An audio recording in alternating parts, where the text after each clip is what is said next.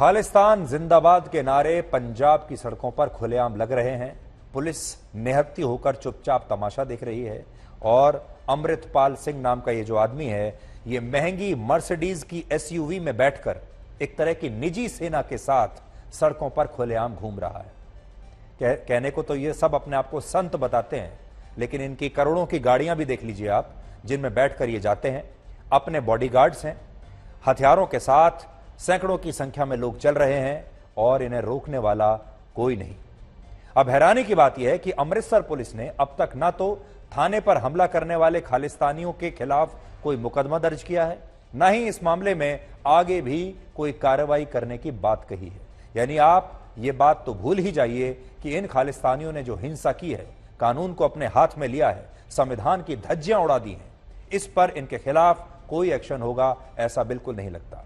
सबसे चिंताजनक बात यह है कि पुलिस पर इन लोगों के सामने सरेंडर करने के आरोप लग रहे हैं। पुलिस ने इनसे ना तो रोकने की कोशिश की, ना लड़ने की कोशिश की।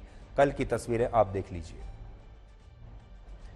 लवप्रीत तूफान नाम के जिस व्यक्ति की गिरफ्तारी के खिलाफ यह सारा हंगामा हुआ था, उसे पुलिस ने आज इन्हीं खालिस्तानियों के डर से छोड़ दिया और इसने अपनी रिहाई के बाद यह कहा कि पंजाब एक दिन खालिस्तान बनकर जरूर रहेगा।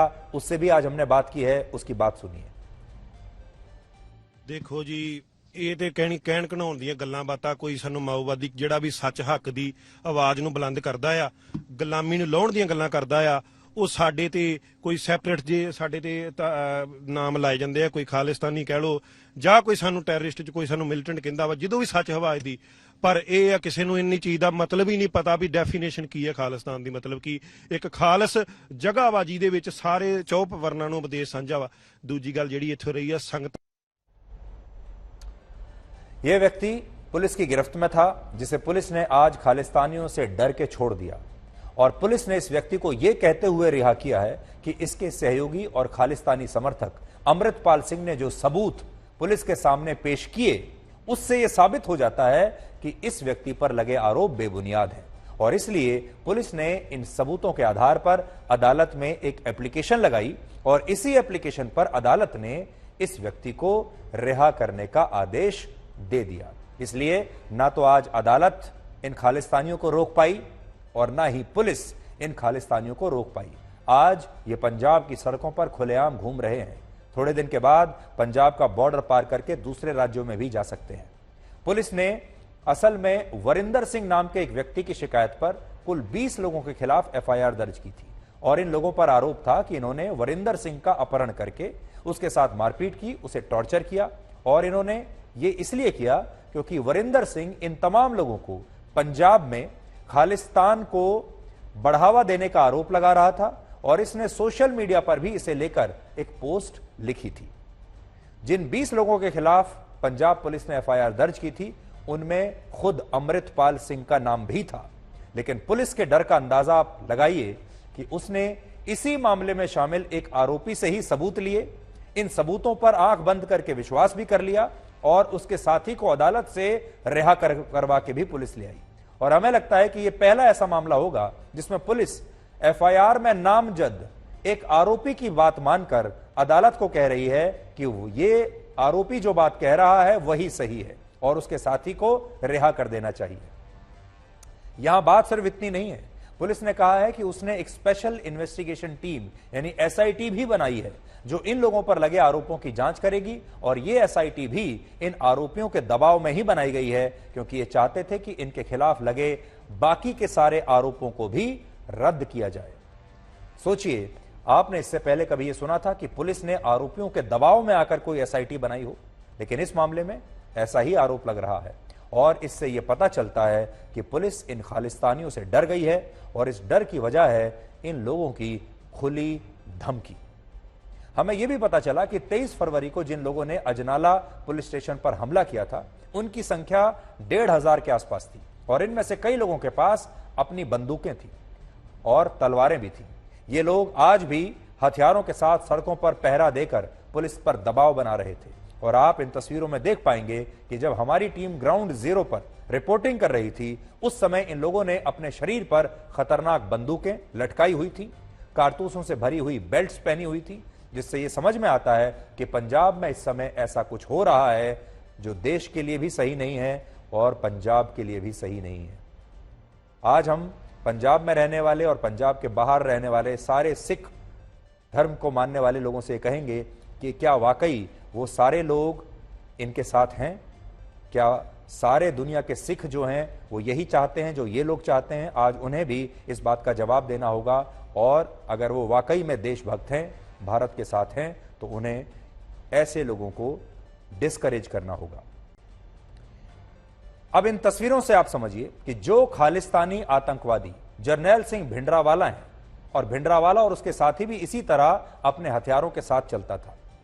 जरनैल सिंह भिंडरावाला की तस्वीर आपको दिखा रहा हूं और ये अमृतपाल सिंह है जो अपने आप को भिंडरावाला का अवतार समझता है, भिंडरावाला की नकल करता है, भिंडरावाला जैसा ही दिखता है, भिंडरावाला जैसी ही बातें करता है, भिंडरावाला की विचारधारा को भी फॉलो करता है और ये भिंडरावाला को दोबारा जिंदा करके पंजाब को एक बार फिर से सुलगा रहे हैं। नोट करने वाली बात यह है कि अमृतपाल सिंह भिंडरावाला से एक कदम आगे जाकर अब धर्म को अपनी सबसे बड़ी ढाल बना रहा है।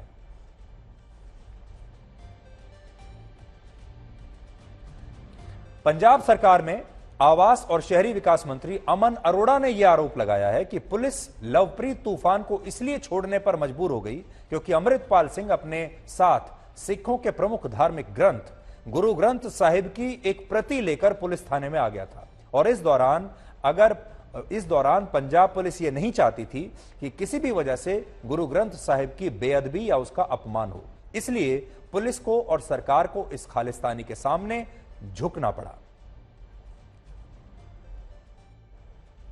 अमृतपाल वहां पे और उनके साथी जो हैं वहां पे श्री गुरु ग्रंथ साहब जी के स्वरूप लेके पहुंचे थे और ना पंजाब सरकार ना पंजाब पुलिस ये कभी ना चाहती थी ना चाहेगी कि श्री गुरु ग्रंथ साहब जी की बेअदबी होए।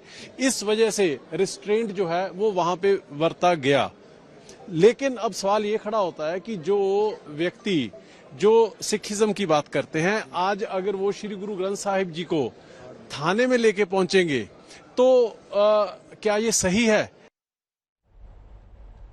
तो आज हम तमाम सिख धर्म को मानने वाले लोगों से कहेंगे, तमाम सिखों से ये बात पूछना चाहेंगे कि गुरु ग्रंथ साहिब की बेअदबी किस में है?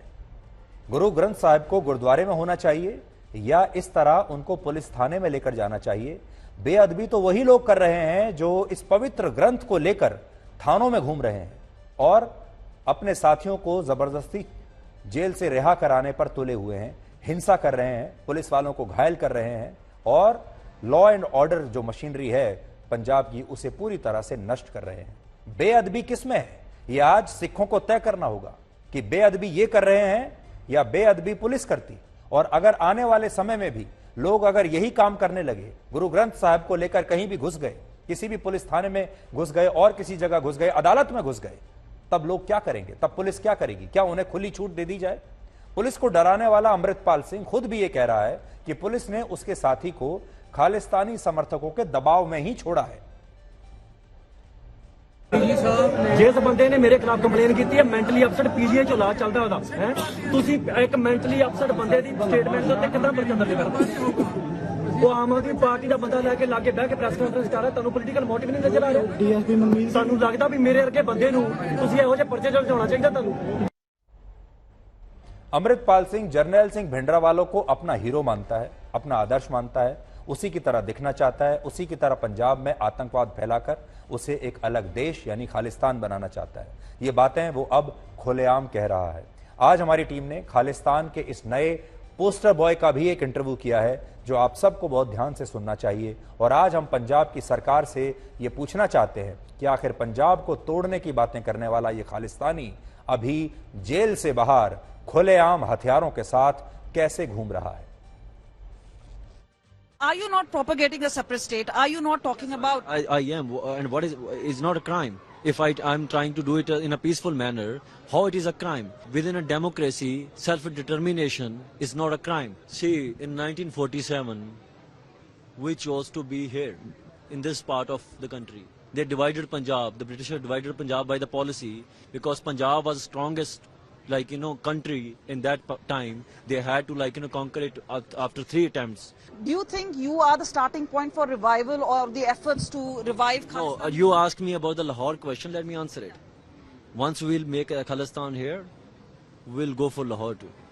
So I'm not a kind of person who'll support Pakistan and sitting here and will support Pakistan. I'm not a kind of person who's biased. I'll speak truth. Khalsa will rule every place we were ruling.